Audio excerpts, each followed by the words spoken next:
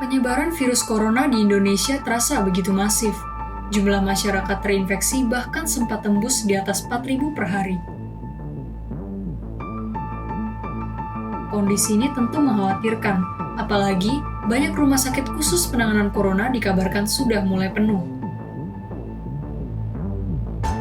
Masalah ini juga berdampak semakin penuhnya limbah medis corona.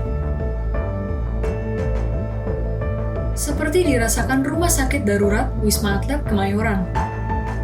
Dengan jumlah yang sudah mencapai 4.370 orang, tiap harinya bisa mengumpulkan 120 kantong limbah medis berupa alat pelindung diri bekas pasien maupun petugas kesehatan. Sebagian limbah medis diproses sendiri, sedangkan sebagian besar ditangani pihak ketiga.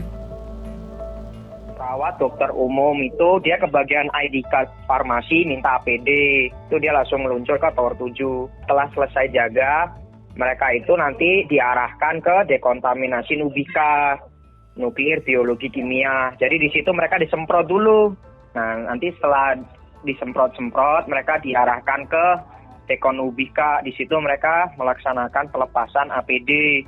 APD-nya nanti habis itu APD-nya ditaruh di kantong kuningin.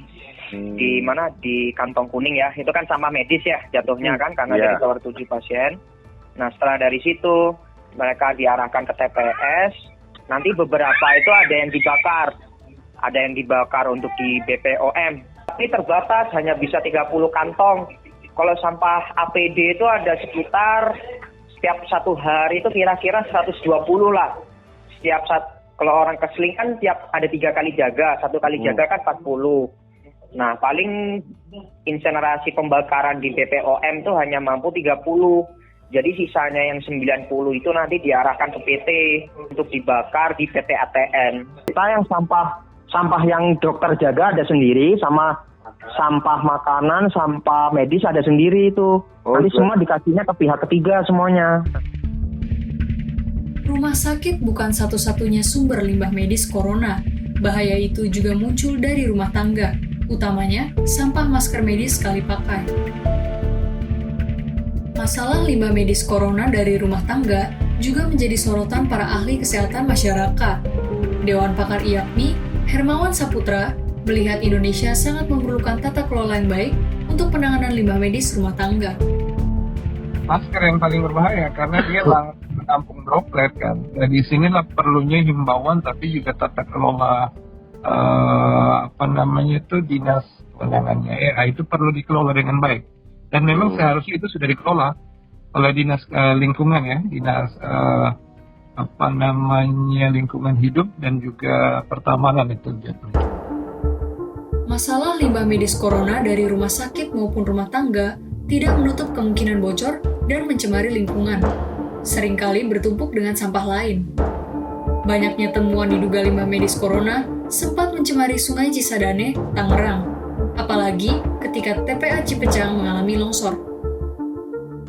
Ya, jadi sejak longsornya TPA Cipecang, kita tuh baru sering banyak nemuin sampah-sampah medis. Itu sejak longsor TPA Cipecang, berarti sekitar bulan Juni Juli kemarin itu. Terus di awal-awal itu kita sampah yang kita temukan berupa sampah medis itu kurang lebih sekitar 50-60 buah ya.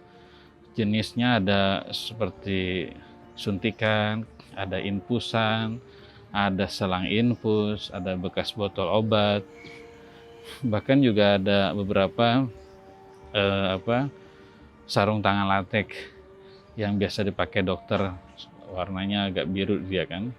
Terus juga ada yang warna ungu, terus juga ada APD yang sudah rusak juga. Jadi memang di awal-awal itu kita banyak nemuin sejak longsor TPA Cipecang kurang lebih sekitar 50-60 yang nyangkut di waste trap-nya Bangsa Suci di sini.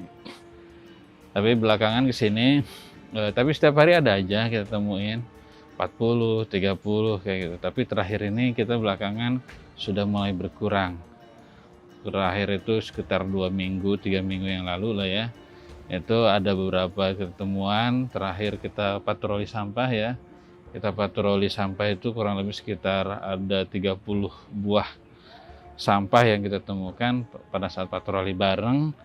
Sebagian besar waktu itu kita patroli sana tuh nyangkutnya di bareng sama sampah-sampah yang biasa, numpuknya di bawah jembatan atau di pinggir-pinggir yang nyangkut di rumput-rumput. Jadi kita waktu susurin pada nyangkut tuh sampah-sampahnya. Jadi kita terakhir itu temukan sekitar 30-an lah, 30 buah sampah medis. Kebanyakan itu selang infus kemarin. Masalah kebocoran limbah medis corona juga tidak dipungkiri terjadi di DKI Jakarta. Sejak April hingga Agustus, total sampah medis tercatat hingga 700 kg lebih. Banyaknya tumpukan limbah medis tersebut, diakui mereka belum semua bisa ditangani dengan sempurna. Kita mulai bergeraknya pengumpulan itu, kalau saya nggak salah 4 bulan terakhir ini ya. Jadi dari mungkin sekitar April itu sampai dengan kemarin terakhir itu Agustus, itu kita dari 5 wilayah kota, 6 lah ya sama dekat sama Pulauan Seribu itu terkumpul sekitar 700-an kilo. Tapi itu pun sebenarnya kami juga menyadari bahwa itu pun sebenarnya ya mungkin bukan jumlah yang sesungguhnya gitu ya. Artinya tetap aja ada kemungkinan yang terbawa sampai ke Bantar Gebang. Itu kita nggak menampik lah, memang kemungkinan ada yang sampai ke Bantar Gebang juga. Cuman paling sedikitnya kami sudah berusaha mengumpulkan sehingga harapannya ya mata rantai penyebaran virus itu bisa terputuslah, dengan itu dikelola sesuai dengan aturan. Mendorong pengelolaan limbah medis corona terus lebih baik harus menjadi fokus penting. Apalagi, upaya ini juga merupakan bagian memutus penyebaran virus corona di Indonesia. Sebagai ahli kesehatan masyarakat, Hermawan Saputra tidak bosan terus mengingatkan masyarakat untuk terus menjalankan protokol kesehatan. Khusus masalah limbah medis corona, dia mengajak masyarakat untuk melakukan tindakan kecil namun berdampak besar bagi kesehatan. Seharusnya dalam proses promosi edukasi tidak hanya protokol kesehatan, tidak hanya memakai masker, menjaga jarak, mencuci tangan, tetapi perilaku membuang masker pun itu betul-betul harus juga bagian dari upaya promosi dan edukasi ini. Jadi tidak pasti yang orang tahu makai saja, nanti buangnya sembarangan ya sama saja kan. Minimal kalau memang harus dibuang itu pertama disobek gitu ya dalamnya, kemudian dilipat bagian dalam hingga ukuran terkecil, kemudian diikat baru di tempat pada tempat pembuangan yang khusus disediakan untuk itu.